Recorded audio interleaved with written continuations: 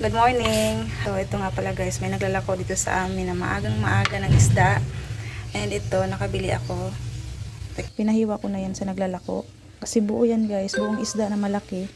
Tambakol ata ang pangalan. Ito nakalimutan ko guys, anong tawag sa isda na to.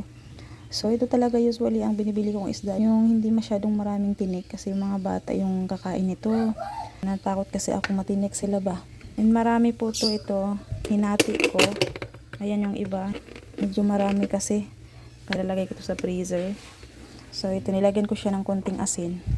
Piprituhin ko to. Tapos yung iba dito, sasabawan ko, lagyan ko ng talbos ng kamote. Tapos yung iba naman, prito lang. Tapos ito na yung ulam ng mga bata. Piprituhin ko muna siya. Ayan, nakapag-init na ako ng mantika dyan. Maaga tayo nagising today kasi meron akong work. So, habang nag-aantay ako ng mga customer na bibili ng coins ko, piprito muna ako.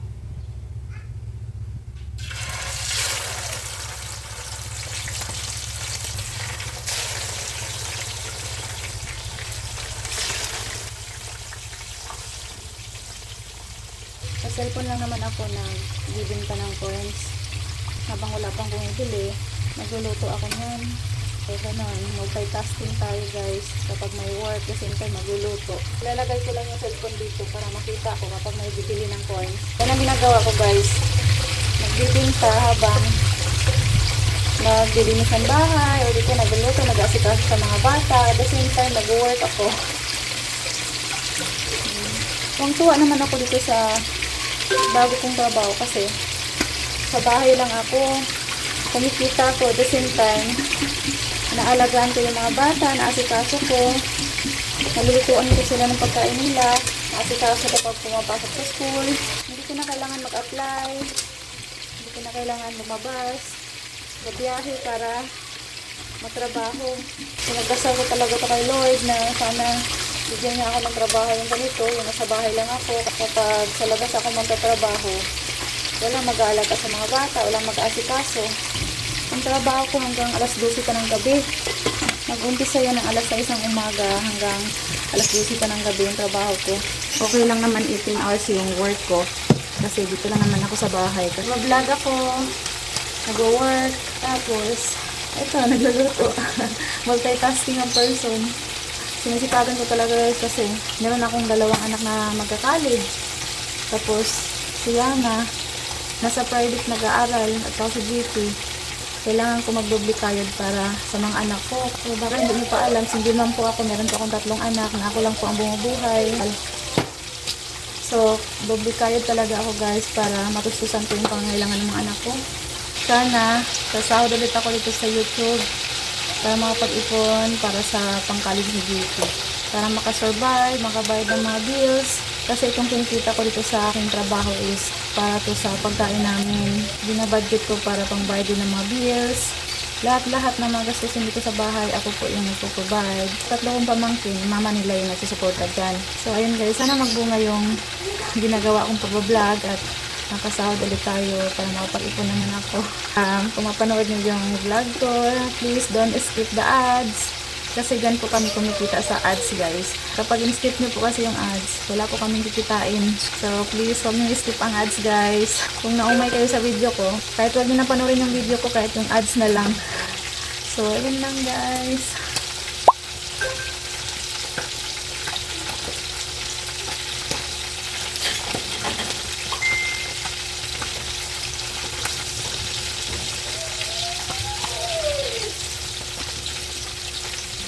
Nakalimutan ko palang ilagay sa freezer. Nakabili rin pala ako ng gulay dun sa naglalako ng isda. Bumili rin ako ng luya, 3 pirasong sibuyas, tapos 2 pirasong kamatis, tapos isang tali ng talbos ng kamote. Yung iba kasi dun sa pinarito kong isda, kasabawan ko, kaya ako bumili nito. Mahilig ang mga bata kasi sa ulam na may sabaw. Ayun, lalo na pag isda, sabaw-sabaw lang yun sa kanila. Hindi sila mahilig sa isda talaga. Kaya minsan lang din ako nagluluto ng isda. Buti na lang may mga ganyan-ganyan na naglalako. Ayun, salamat kuya. Hindi na kami nagastos ng pamasahe o gas para pumunta sa palengke at bumili ng isda. Kasi dinideliver nyo na door to door.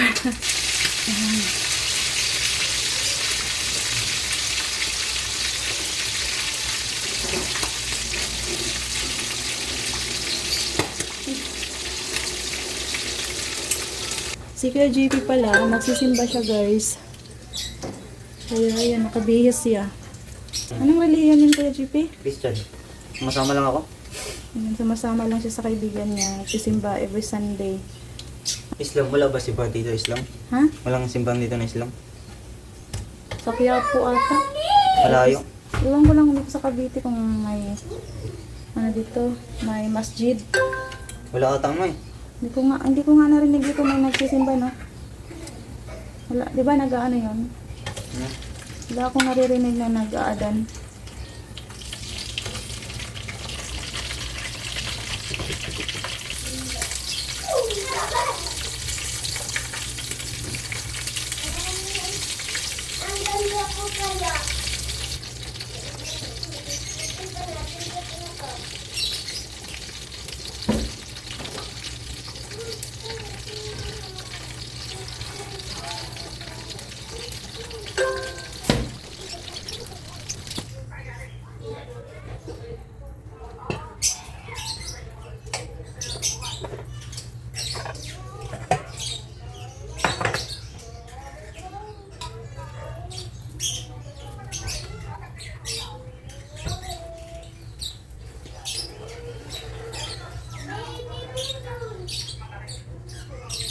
Nakita ko guys, habang nagluluto, habang nakasalang pa, naglilinis-linis na ako para sabay-sabay na matapos lahat. Punas-punas na ako dito para pag naluto na yung niluluto ko, malinis na rin ang countertop. So ayun, sabay-sabay matapos yung ginagawa ko.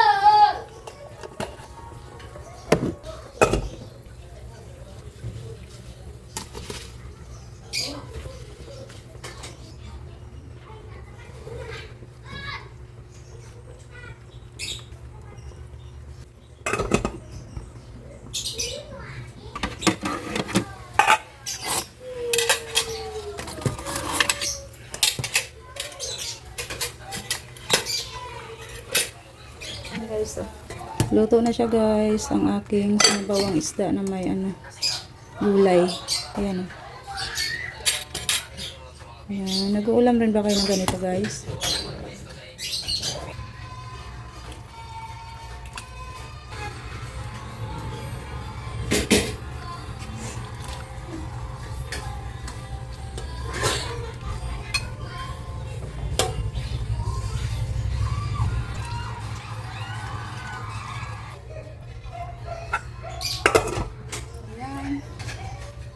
Kain po tayo.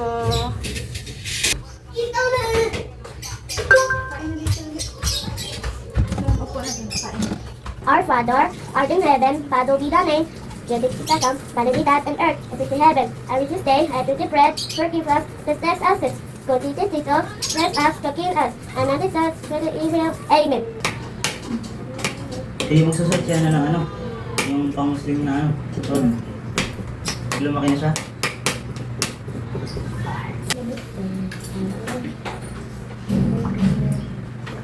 Ano, kumain na. Wala rin ng pagkain. Mainit pa eh. Mainit pa eh. Subuin mo ako. Sobrang. Kain tayo, guys.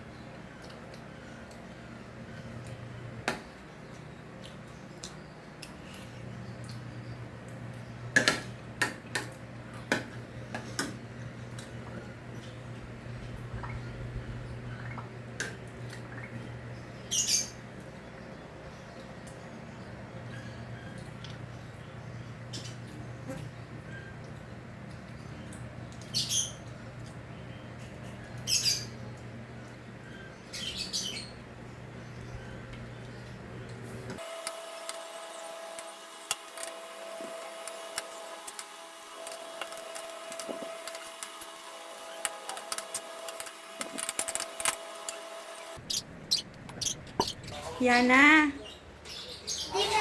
turuan mo muna si Saidi magbasa ha. Si may work si Mami. Hindi ko mahanap ng ano mo. Nung ginasama ko ng opat. O, sige, hanap tayo. Maghanap tayo, wait lang.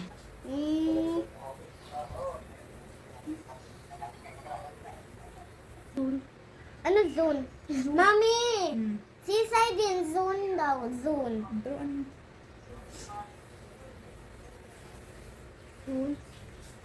Zone. Bug. Bug. Bug. Ano yung bug? Mami, sabi nga bug. Bug. Ano basa? Book. Book. Ganun. K to it. K ano? Book. Seaside. Beyond. Ano beyond? Beside. Behind. Behind. Behind. Behind. Dad. Ay. Ano dad? A to A. Bag. Bag. The bags. The bags. The bags. The. Ano talaga? Hindi yan talaga. Table. The table. The table. Upo natin. Nung inupo natin sa lamesa. Seat. Ano seat? Eh, chair. Chair. Yung hihiga tayo para matutulog tayo. Ayan. Akin na. Si Sander naman. Sander, turuan mo, Sander. Lang. Daw, Sander daw. Antok na nung teacher. Antok na daw ang picture. Yeah. All I ever wanted was $10 million cash quick.